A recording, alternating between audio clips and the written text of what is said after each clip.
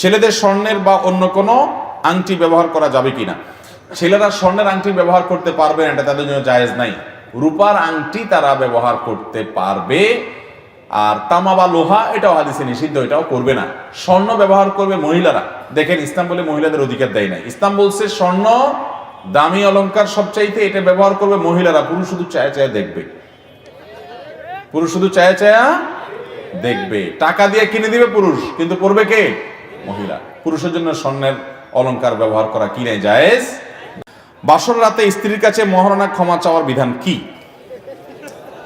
স্ত্রীর কাছে বাসর রাতে মহারণা ক্ষমা চাওয়া এটা কাপুরুষিত কাজ।